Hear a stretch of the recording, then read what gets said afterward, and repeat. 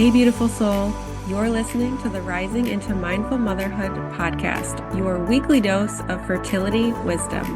I'm your host, Dr. Katie Wood.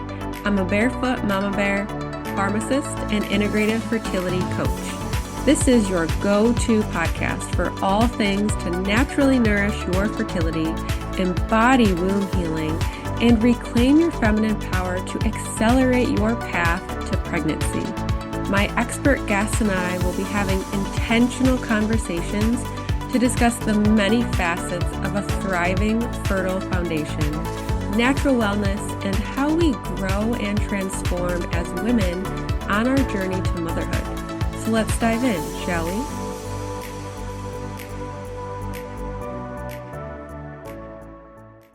Hello, and welcome to Rising into Mindful Motherhood. I'm really excited for this episode because I think it's something that is really near and dear to my heart because it's something that I experienced while we were trying to get pregnant. And I think it is something that is so common that every woman experiences when she doesn't get pregnant right away. So I recently had one of my clients kind of tell me that she had a hard day. It was the first day of her cycle, and typically she can kind of, hold face and not let it bother her and trust in the process and in divine timing, really. And my heart just went out to her because I feel like I was immediately brought back in 2017, 2018, when we were trying to get pregnant. And it's like you do have those cycles where you can stay strong and maybe not cry and not let it bother you and just, right, move forward, move on, next cycle, let's go. And I think there's two sides to this. There's one side where you can truly be neutral about it and trust and surrender. And then there's the other side where you're actually just suppressing those emotions and pushing through. Most likely because when you were growing up, you were told to stop crying or, not allowed to feel your feelings, feel your emotions, and move through them, right? Big girls don't cry. Wipe your tears off, shake it off, right? And just being able to maintain this facade that everything's okay. I'm okay, right? You're falling apart inside, but it's like, I'm okay. I got this. It's fine. It's fine. We're fine. So my heart really went out to her because I was literally transported to this past version of myself where I totally experienced this, where it's like, okay, this cycle, I'm fine. We're going to keep trucking forward. And then other cycles, I would fall to pieces. And in this episode, I basically want to talk about why in those moments when you're just like, oh, screw it. Like, why are we even trying? Why are we even doing this? Like, you just want to burn it all down, stop trying. You don't even want to think about it. You're just so upset. You feel like giving up. You feel broken. You feel worthless. All of these things. And I feel like we almost hold shame and frustration and disappointment when we feel these things, when we feel upset, when we feel angry, when we feel sad. But I'm here to tell you, and this is what I shared with her, this is actually a beautiful opportunity. So whether you're coming from this place of neutrality or you're coming from this place of suppressed emotion, this is a beautiful, amazing opportunity for you. Your body is speaking to you through these emotions. And maybe in the past cycles when you were able to keep your shit together and not ugly cry or whatever it is, maybe you weren't ready to release whatever is under the surface. But now in this cycle, when these emotions are coming up, that's the way of your soul telling you, like, you are ready. You are emotionally mature enough and ready to hold this emotion and to let it go. Now, this may be some new language for some of you, but this is actually a very deep, intimate piece that I include in my group and one-on-one fertility coaching programs. I've been doing like a womb embodiment certification in embodying myself in these practices, and it is absolutely amazing what we are capable of doing when we can tune in and listen to our bodies communicate to us. So one of the things that I encouraged her to do was listen.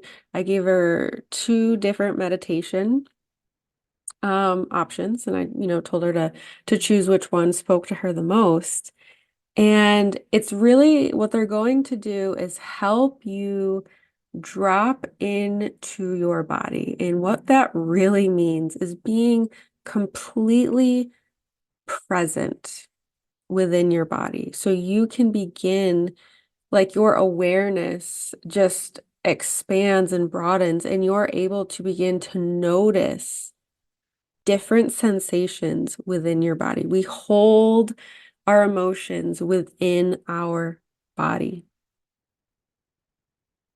and they speak to you through maybe some tightness, that pit in your throat, or that pit in your stomach, or that lump in your throat, that pit in your stomach, that fluttering in your stomach. It could be a range of emotions: excitement, scared, nervous, all anger, all of these things. And I encouraged her to do one of these meditations and really allow herself space to drop into her body, connect with her body, and feel into, where is this sensation living? Is it in your solar plexus? Is it in your throat? I know sometimes when I do these, I feel like a lump in my throat, like a tightening in my throat. Is it in your womb space, your sacral chakra? I've had some of my clients experience like almost like a headache or pain, like we have our third eye chakra. It can be in so many different places. And in these meditations and in the containers that I hold my clients in, I help them move through it, right? So you find the sensation, you breathe into it. You breathe into it. You find safety within the body. You let your body know it is safe to feel these emotions. You prime safety within the body as part of these meditation practices, to let your body, your womb, your soul know that it is safe to feel these emotions. So many of us have been conditioned to not feel our emotions, and we live in such a fast-paced world that we are in a chronic state of fight or flight. Always, like, scanning our environment, even if like you don't realize it, even if you're not aware of it, your subconscious is always scanning the environment for a threat, ready to run, pounce, whatever it is, fight or flight. My body was oh my gosh, like working retail pharmacy is like, oh, the epitome of fight or flight, like highly dysregulated nervous system. And it is something I am still working on to this day. And I just have to, right, remind myself, drop into my body like, hey, it's okay to sit and eat your lunch and enjoy it and take your time, among so many other things where I just feel like I need to get it done right now so I can move on to another thing, because that's just how it was in retail pharmacy. Like, fill all these scripts, go counsel this patient, doctor call, insurance calls, answer 10,000 other questions. It's just like boom, boom, boom, boom, boom, boom, boom, boom, boom. And I know that we all experience this in our jobs, in our personal lives, in our relationships. When you're trying to have a baby, it just adds to it. So anyways, going back, you feel into these emotions, you breathe into it until you feel a release. And sometimes there can be like this peak emotion release, crying. Maybe you need to like vocalize something. I have had really powerful meditation experiences in the past where the tears just started coming and I didn't even know. But it doesn't always happen. There can be different releases. And yeah, I think that we are just so much in our thinking brain, our logical mind, where we either don't allow ourselves to feel into these emotions or we make ourselves wrong for feeling into them, that we're never actually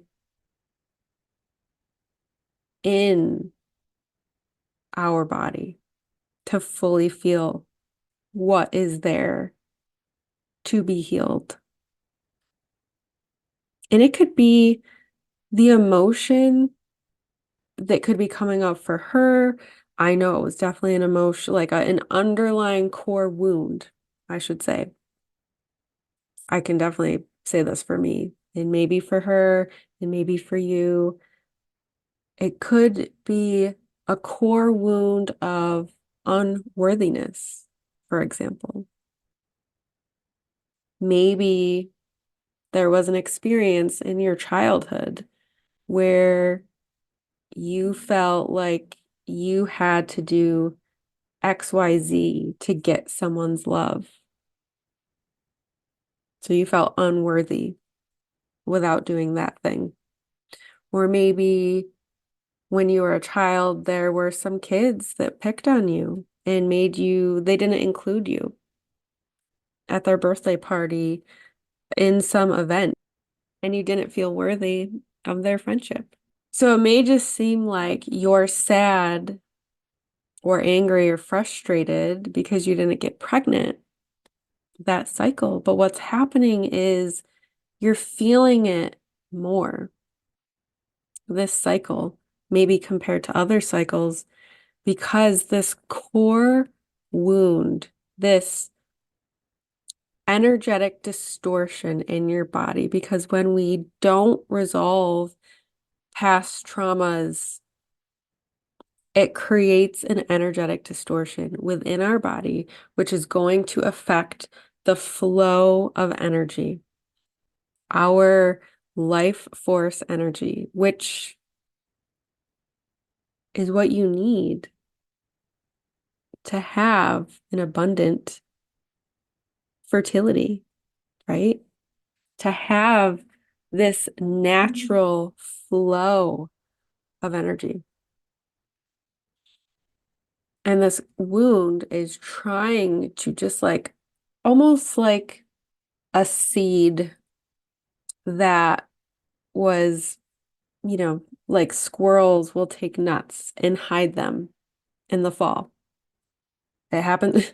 We used to have this walnut tree, and we would find little walnut seedlings all over the yard, which is very annoying. But the squirrels would dig and hide the walnuts in the ground. So it's like this wound is deep, it's hidden. Your subconscious is hiding it from you to keep you safe.